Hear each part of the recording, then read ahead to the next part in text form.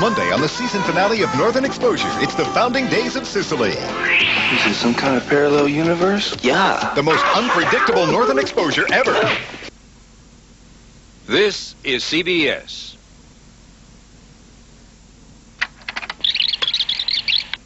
It's me, your mother.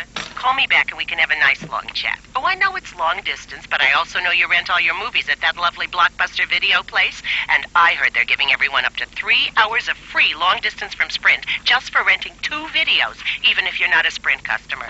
Now, you don't have to use all 3 hours talking to me. I know you have your friends. But you won't be calling anybody for free if you don't get into Blockbuster. Do it now for your mother. I'm in training. For the 9 new Quincy's. Quick lunch specials. Gotta get lunch served in 9 minutes. Or it's free. Great lunches like our old-fashioned blue plate lunch special. 1 meat, 3 vegetables, and beverage. Or choose from 8 other quick lunches. I'm cooking them. And I'm serving them. All 9 Quincy's quick lunch specials include beverage. Served in 9 minutes, or it's free. We like folks like you.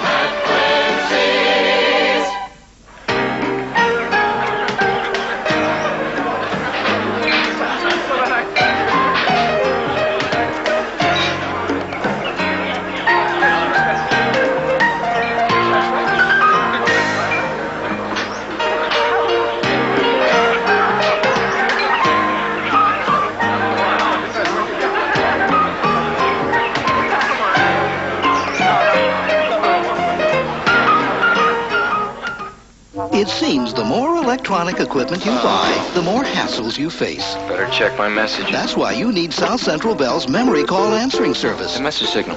It's like an answering machine, only better. Hey, this is Joe. We fixed your CD player. Because all you need is a touch-tone phone, which means there's one less thing in your life to break. South Central Bell makes your life a touch easier. Call on us. Order now and save $23.50. Join Channel 5 as we celebrate America. This is Nashville's #1 source for late-night news. News Channel 5's 10 o'clock report with Chris Clark. Good evening, everyone. A Clarksville teenager accused of shooting his parents will have to wait to learn his fate. Bobby Holmes allegedly murdered his mother and crippled his father last year, but the jury hearing the case will not have a verdict tonight. News Channel 5's Scott Couch joins us now live with the latest. Scott?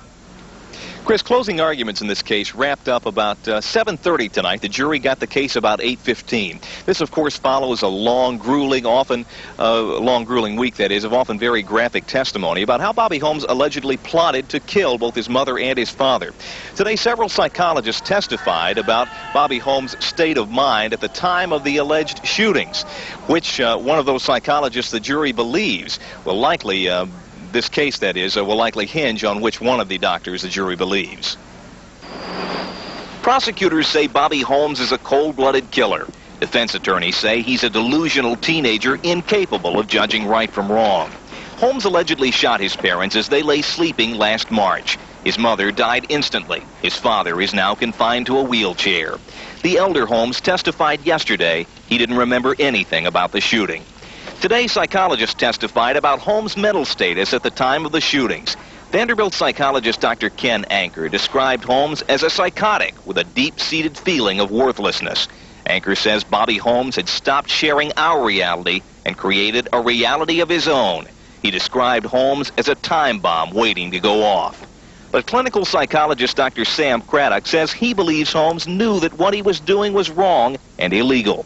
Prosecuting attorney Ed DeWerf says he's confident about the state's case against Bobby Holmes. The general rule, as I understand it, is the shorter they deliberate, the better off the state is. If they are to come back fairly quick, I would feel more comfortable. If they stayed out for 6, 7, 8 hours, I would feel more uncomfortable with that. The jury deliberated for about an hour and a half before breaking for the night. About 10 o'clock, just before news time, Chris, they should get back to deliberating early in the morning. Scott, any idea how long it may take that jury to reach a verdict? Well, conventional wisdom is that the jury believed it might even be able to reach a verdict tonight. That didn't happen, so I wouldn't expect deliberations to go on very long tomorrow if what we heard tonight was true. Chris? Okay, thanks, Scott. Other news tonight, a setback to opponents of a Hoover rock quarry. A Metro study released today favors Hoover's plan to relocate near the Davidson-Williamson County line.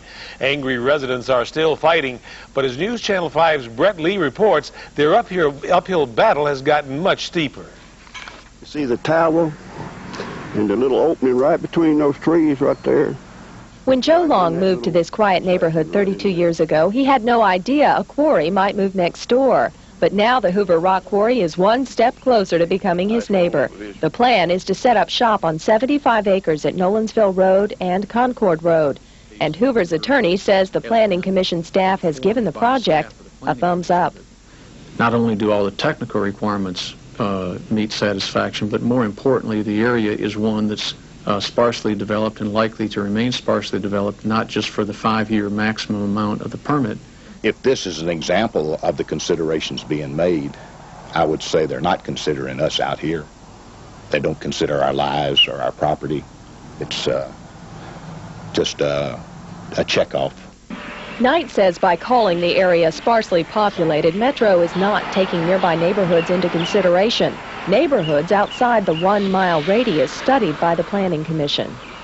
There's no question residents here don't want the rock quarry, and they admit they have quite a fight ahead of them. If the Planning Commission approves the permit next week, then it's on to the Metro Zoning Appeals Board. That 5-member board will have the final say. The signs say it all, and the people who live here say they'll keep fighting till it's over. We're peaceful people here. We're caring people here. We welcome new people into the neighborhood if they are good neighbors, and we do not anticipate Hoover Quarry being a good neighbor. And Joe Long says he sure won't serve on the welcoming committee if the quarry moves in. I'll just be sick. I just have to move. I've got bad lung trouble anyway, and I just couldn't stand any dust. I just have to move. The Stop the Quarry group, which is about 1,500 strong, plans to be at that Planning Commission meeting next Thursday, Chris. Well, Brett, do you think the residents can win this battle? Well, the odds are strongly in the quarry's favor, to be honest, right now. But let me tell you, these residents are not going to give up. To be continued for sure. Definitely. Thanks, Brett. Michigan suicide doctor Jack Kevorkian is threatening to kill himself if he is put in jail. Kevorkian was with a multiple sclerosis victim who ended her life today just outside Detroit. But his attorney says his client counseled her but did not assist in the death. The woman left a note to clear Kevorkian's name. I intend to pull a lever to activate the release of carbon monoxide and nitrogen, and I pray Dr. Kevorkian will be exonerated of any wrongdoing. No charges have been filed, but an investigation is continuing. Kevorkian already faces 2 murder charges for assisting in the suicides of 2 women last year. He is under orders not to help anyone else. A federal judge is giving Tennessee's prisons back to the state. A federal court has supervised improvements on Tennessee's prisons since they were declared unconstitutional in 1982. Since then, the state has spent over $300 million on prisons. Today, Judge William Higgins ruled the state will resume control June 30th. We have come so far, the attitude is so well ingrained about how we operate that we're not going to slide back. Someone would have to force it to change for us to get back into those conditions. We're operating well now, and it's going to stay that way. In the last 7 years, Tennessee has created space for more than 5,000 new prison beds. The Warren County Grand Jury is close to wrapping up its investigation of the Sheriff's Department tonight. Jurors are considering accusations of deputies drinking on the job, drug use, and deputies abusing inmates. Sheriff Mason Black says the allegations are not true. He blames the probe for causing low morale within his department. Black says he's conducting his own investigation but has found no major problems. L.A. policeman Lawrence Powell will be retried for the beating of Rodney King. A Los Angeles judge today ordered the retrial on the only assault charge the jury deadlocked on in last month's trial. Powell is accused of hitting King more than 40 times, that beating caught on videotape. A hearing next week will determine where the trial is held. Hotel Queen Leona Helmsley has been moved from a Kentucky prison to a minimum security camp in Connecticut. Officials decided to move the 71-year-old millionaire today after she underwent a series of medical tests. She's serving 4 years for tax evasions. A drug roundup in Macon County tonight. So far, about 25 people have been arrested on various drug charges. They range from possession of marijuana to possession of prescription drugs. And coming up on News Channel 5, a special night for students who know it's never too late to graduate. And the word on the street. When a Creve Hall couple bought their home, it came equipped with a hidden problem. I'm Larry Brenton. I'll have that story on Street Talk coming up. Hi, folks. I'm Dan Walters again at Rivergate Toyota in Madison. Two pieces of good news for you. First of all, it's Friday. It's almost the weekend. Secondly, right now we're saying yes, we can to saving you money. Here's just one example of how we can do that, folks. Right now you can drive home in a brand new 92 Camry just like this one. And take a look. You pay no money down, just $229 a month. So no matter where you live in Middle Tennessee, make that short drive right